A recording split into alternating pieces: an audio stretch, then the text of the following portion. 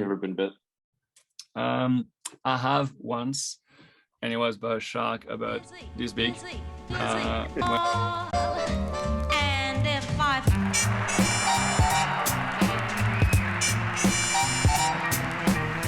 Deep diving into the work that you've done, it's really, tremendous. And I'm sure just like, I think I kind of want to start with just like you as a person and like how you got into this. Cause I feel like every kid growing up, just like, I guess marvels at the awe of nature and what's possible. Yeah. And then they get pulled into a million other things, but you never gave up on this. Like, I'm sure, like when did this fascination begin for you? Yeah, I was lucky in a way that my interest started really early, which kind of makes it easy to focus on it and kind of reach your goal. If you know what you're trying to do, you can work towards it. And it was probably when I was about 11, 12 years old, when I think it was my last year of primary school, when I had to do a presentation on one animal. And I think it was my mom that suggested, why don't you do it on sharks? And I was like, why not, type of thing. And yeah, she got me a book about sharks, and it was really interesting how about half of the books was all about how much we didn't know about sharks. And that kind of led to my interest in wanting to learn more and to know more about sharks. And obviously now we know a lot more about sharks than we used to, but there's still a lot that we don't know. And it's that curiosity surrounding sharks that keeps driving all these different questions, and it's all on very different topics as well. It can be related to public perceptions of sharks, or the economic value of sharks, ensuring sustainable fisheries for sharks, or making sure that wildlife tourism can educate and provide that conservation message as well. I mean, why do you feel that sharks were at that point in time so ununderstood? Is that a word? And misunderstood as well? Like was it a lack of technology? Was it just people didn't care to know really? Do you think people had like this sort of like older sort of scientific mentality that didn't lead to the sort of discoveries that we're more interested in now? I think probably a combination of all of the above. Obviously, back then, we didn't have the same technology that we do have now. So logistically, studying sharks is become much easier than it used to be. Just for example, with regards to tagging technology, the ability to put a tag on a shark and let the shark tell you where it's going, it's obviously an amazing tool that we have available that we didn't have back in the 80s or 90s. And it's interesting to see that evolution of knowledge, where the first thing we needed to find out about sharks in a way, well, in terms of one of the ecological aspects of sharks was maybe the movements in where the different species might be going. Tagging enabled us to do that. We now know much more about where they're going, but the next thing is we don't know why they're going to these places. We've got a bit of an idea, but there's a lot of different hypotheses and a lot of potential drivers as to why they might be going to these locations. So the new things now being incorporated in the tag that used to provide only location is to provide us with information of the surrounding environment of where the shark is, but also how the shark is doing physiologically as well.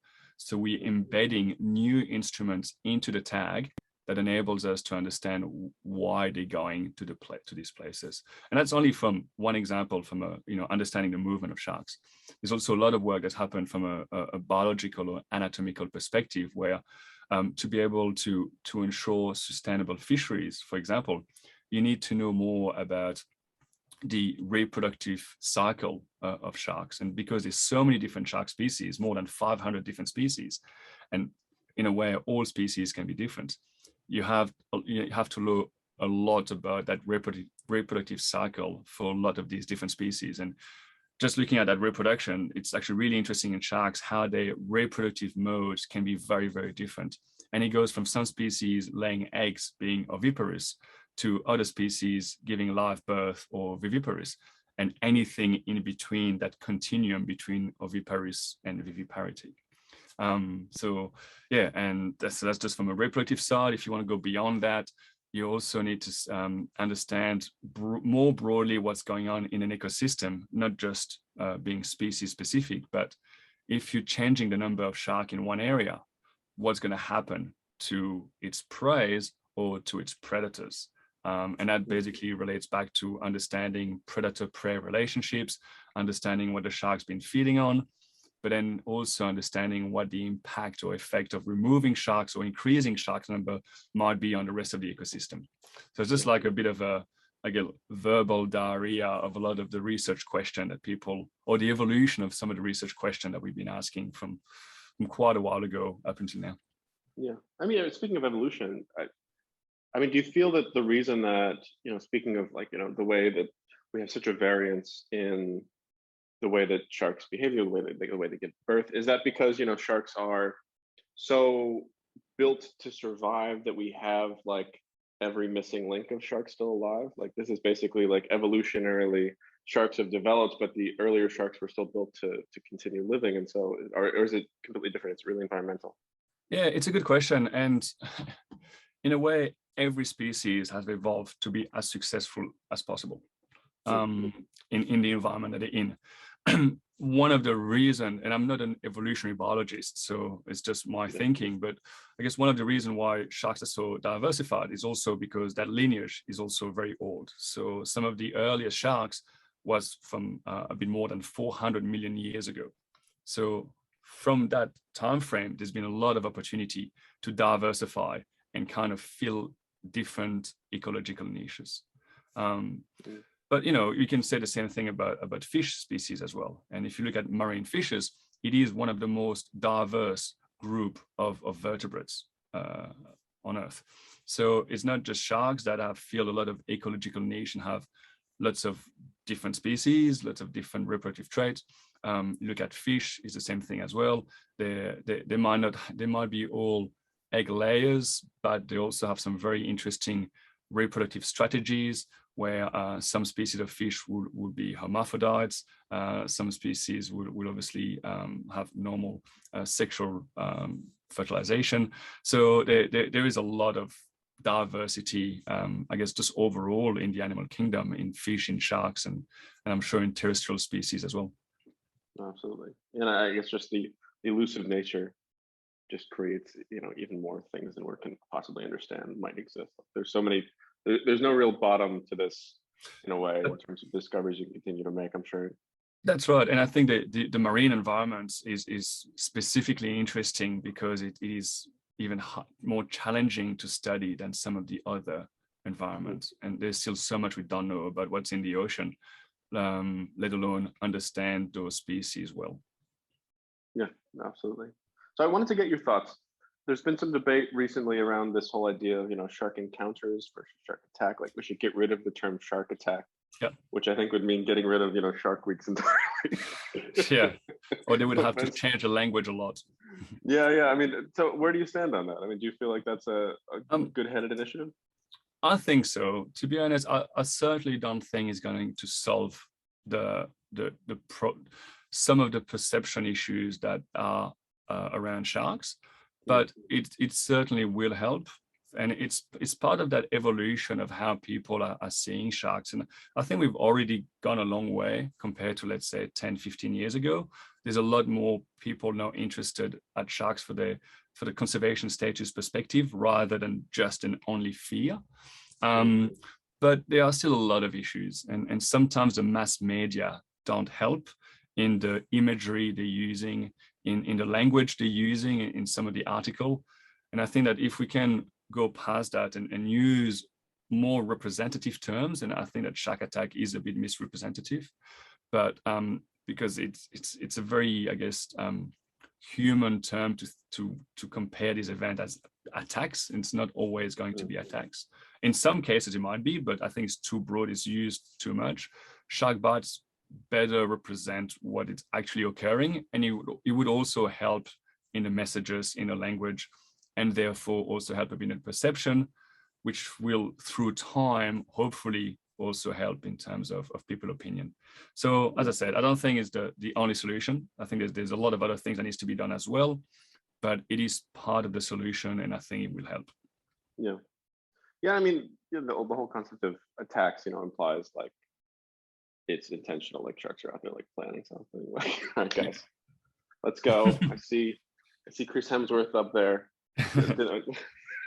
Wasn't sure about that last Thor movie. Let's go get him. Yeah. Like, but I Yeah. mean, you personally, you've worked on, shark deterrence Mhm.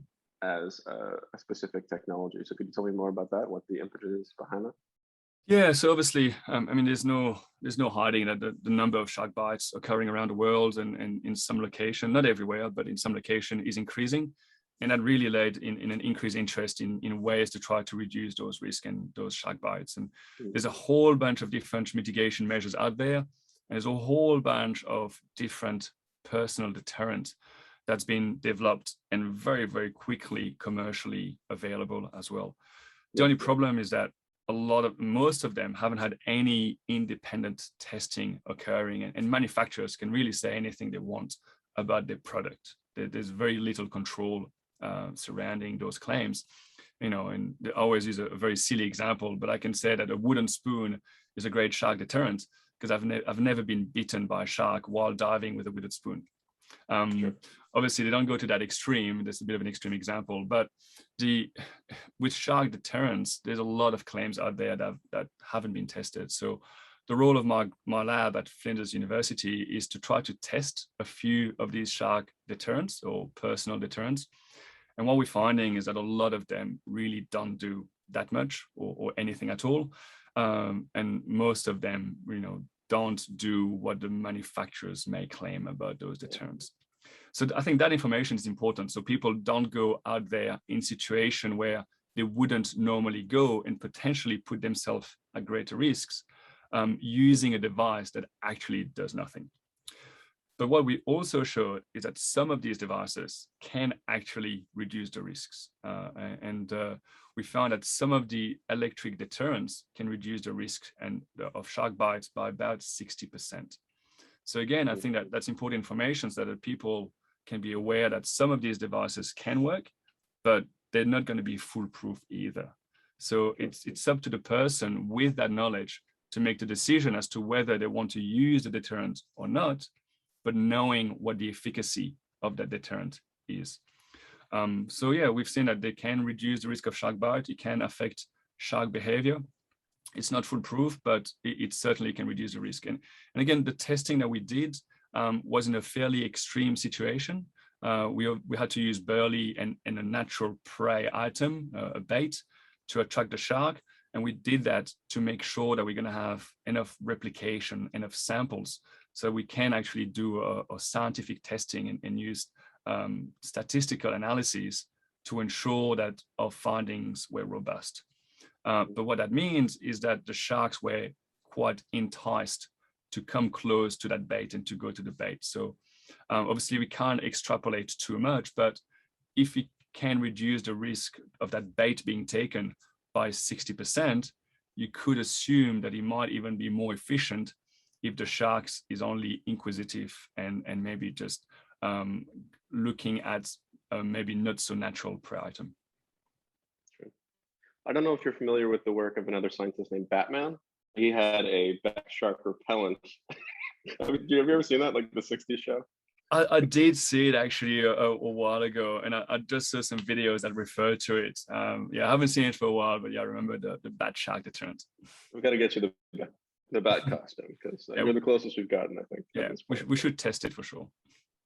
So, I mean, tell me, working on this show, what was the most fulfilling part? Because obviously, like when you're able to come to a platform like this, like what do you get out of it as a scientist and as a person? To be honest, actually, the reach that we got from it, and I'm sure that the person involved in the show probably helped for that reach and that interest. But yeah, it's had a lot of interest, a lot of views. And if that led to more people being aware of the science that is being done in relation to mitigation measures and what works and what doesn't, I think that for scientists, that's one of the most important things, is that their science is being communicated the right way to as many people as possible, both in terms of of other scientists, but most scientists are good at that. We know we can publish in peer-reviewed literature in scientific journals, that's not that difficult. But being able to reach a broad audience can be more difficult. And I think this documentary does that in terms of reaching a very broad audience, getting a lot of interest from the media, which provided the opportunity to inform and hopefully communicate some of our results in terms of sharks and shark deterrence. Yeah, I mean, not a very scientific question, but you know, Chris obviously, I think, is one of the most genuinely nice people I've ever met. Just very kind-hearted a couple times. Like I remember even like we met a year apart, and he remembered exactly where we were when we met the first time. That's impressive. Very, you know, kind-hearted, I think, guy. I mean, so coming from your perspective and working with him on this project, you know, what struck you about him and the way that he, you know, dealt with the subject matter? Yeah, it was unfortunate in a way that he didn't get to come on the trip with us. And that's because of some of the logistical issues that happened just before the trip. So we only had a chat basically by Zoom, just like now. But obviously had the opportunity to talk to a lot of people that met him. And also during the chat, it does seem very genuine in his approach. And I think that as a surfer, as an Australian outdoorsy type of person, he's got a genuine interest in sharks and in what happens in his area, because he lives around that northern New South Wales region where a lot of shark bites have recently occurred. So I think he's generally interested in what's been going on and what's being done to try to reduce the risk and provide that safe environment for as many people as possible. Yeah. Yeah, I mean, because it is so important, because I think, you know, environmentally, this is obviously, I think, it's a huge conversation more and more. I mean, and the more that things happen, the more that this becomes a conversation, because, you know, it's not just a normal matter of, okay, we need to understand sharks because we need to help sharks. It's like we're at a crisis point. And so how much does that affect your work, and how much is that on your mind from, you know, your professional perspective? So which part? I didn't quite get that. In terms of just the environment, the environmental crisis, and how it's affecting sharks and how it's affecting the ocean. Yeah, I mean, the whole environmental crisis is, to me, is somewhat different to sharks. It's obviously part of the issue of there's a lot of things going on in the way that humans have been affected the ecosystem and the environment. And sharks is just one example of the various threats that humans have introduced in the marine environment. So, you know, I think there's a lot of different scientists working in a lot of different fields. And, you know, I guess in the area that I work in, what we can influence is hopefully policies and management in issues related to shark conservation. So in my area, I would say there's probably, there's a whole range of things, but the main ones really in terms of shark conservation is probably not shark bites. It might seem like a big issue because of public perception, and it reaches the media a lot. But the reality is that the biggest threat to shark conservation is not public perception, it is actually overfishing. So there is a lot of good work being done already, but there's always more that needs to be done as well in trying to ensure that any fisheries that catches sharks, I mean, I guess the same can be said for any other fish species, but sharks is a bit different because they're so vulnerable to overfishing. So any of these fisheries should be managed in a way that the catches can be sustainable. And that's one of the main area of work related to sharks would be ensuring sustainable exploitation and fishing of these species. And whilst sharks are particularly vulnerable because of their very slow reproductive cycle, there are examples out there of sustainable shark fisheries. So it's possible to be done if done properly. So that's where it's important to get that information about the life history characteristics of reproduction and all these kind of things, so that you can actually inform managers and ensure that these fisheries are sustainable. So that's one of the main areas that a lot of work is being pushed towards. The work that we do, I've done a bit of work in fishery sustainability as well, but we mostly focus, I guess, on both wildlife tourism and shark bite mitigation measures. And the example in the documentary in these shark bite mitigation measures, it's an interesting one because in absolute numbers, it might not actually be as important as sustainable fisheries. But in terms of public perception, it actually might become more important because there's so many people worried about shark bites, and that can influence decisions as well. So our work is really to help the public better understanding what the risks really are and how those risks can be mitigated as well. The work that we do in wildlife tourism, again, tourism can have an impact on sharks and needs to be managed properly. But at the same time, that impact is by no means as detrimental as overfishing. But regardless, tourism should be done sustainably, and a lot of our work is trying to provide the data so that the operation can have as little impact on the species as possible, as little impact on shark as possible, so that the tourism can provide an environment that can educate the public, create more conservation awareness. But it's also quite economically important for a lot of regions and developing countries as well. And there's always the example being used that in some of these developing countries, you can move from people targeting shark and fishing for sharks, maybe in an unsustainable manner, to completely switching that industry into more of a wildlife tourism industry, where if it's still managed properly, it is obviously much more beneficial in terms of education without the detrimental cost of removing sharks from that environment. No, absolutely.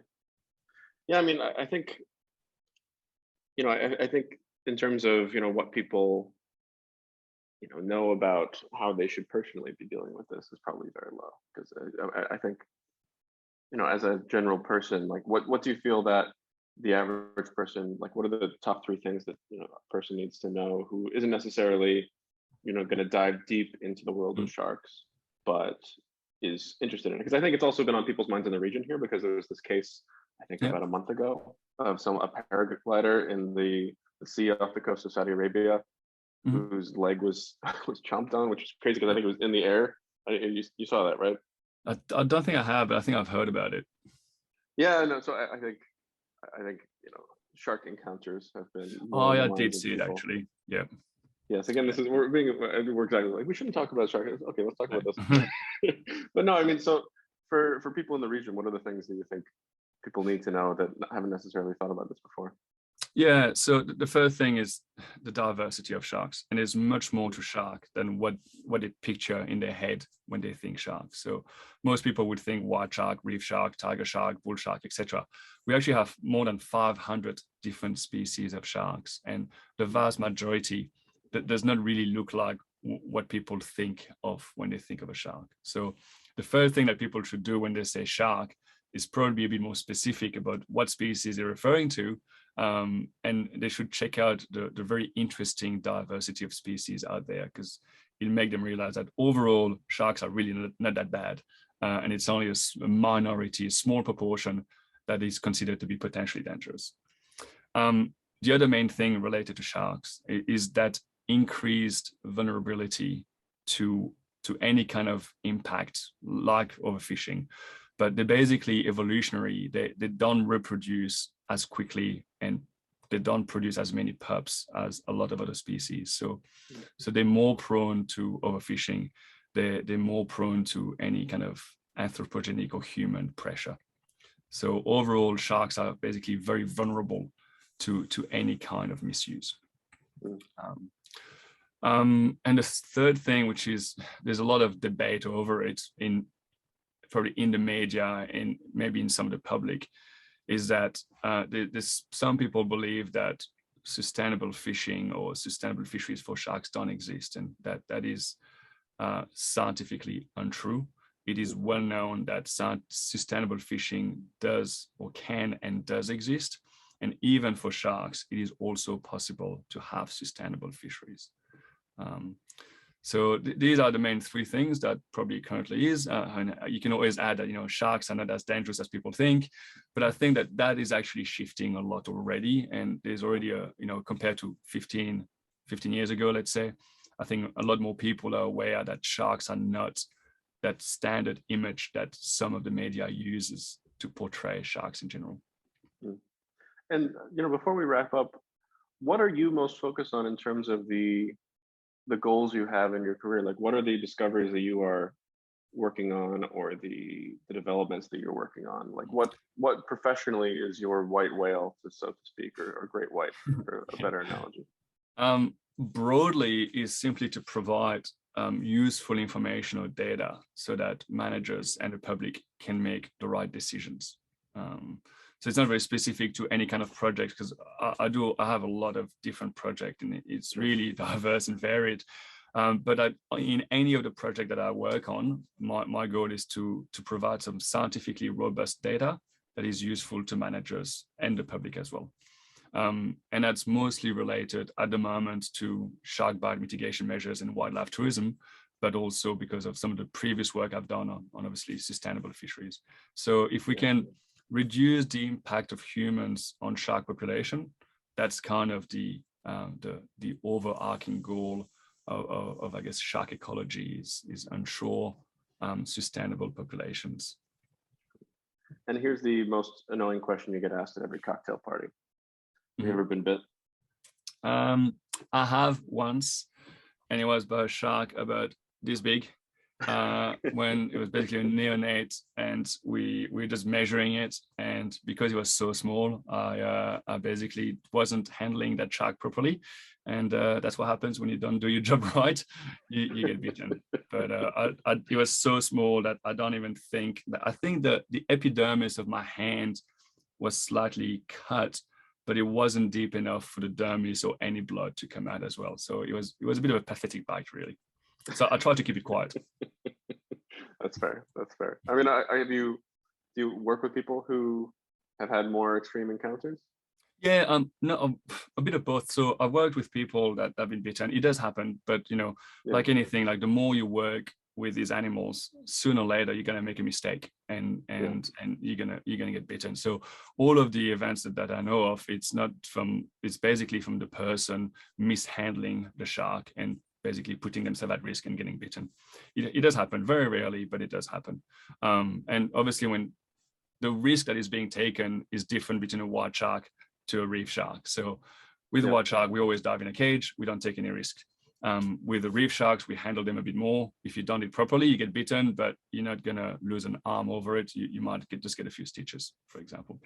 In South Australia, where I live, it's a relatively small population, and there's a high, I guess, number of white shark in the area. And I always joke around that in South Australia, it's not 7 degrees of separation. It's more like 1 degree of separation. So everybody kind of knows each other. So there's been a few shark bites around here. And I've met several people that have been bitten.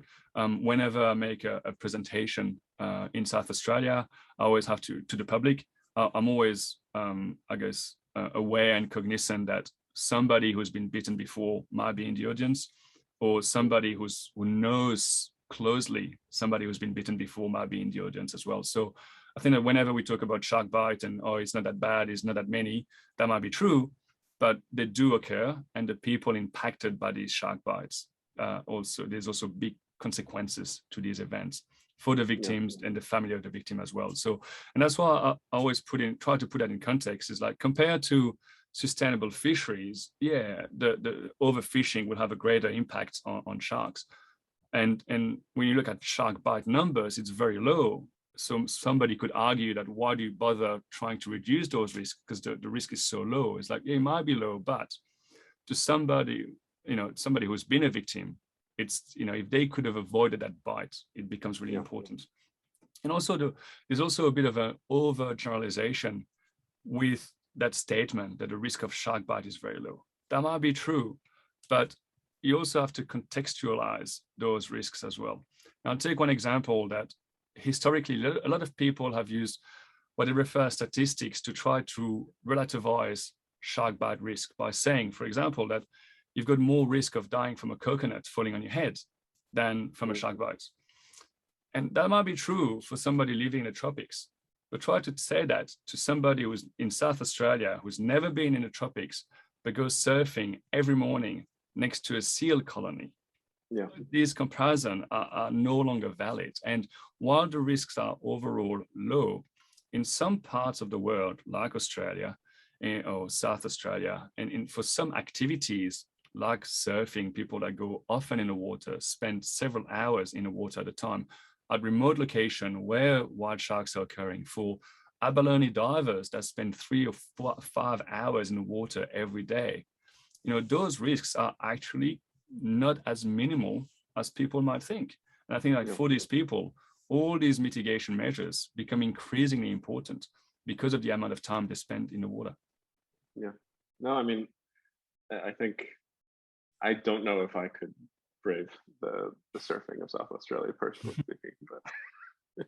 But to be honest, I surf in South Australia, and it's not that bad. It's on the back of your mind, and there's still a lot of people surfing every day, and it's still very rare to get bitten or even see sharks. It does happen, but it's still very rare. So, whilst I say the risk has increased, it's still very low.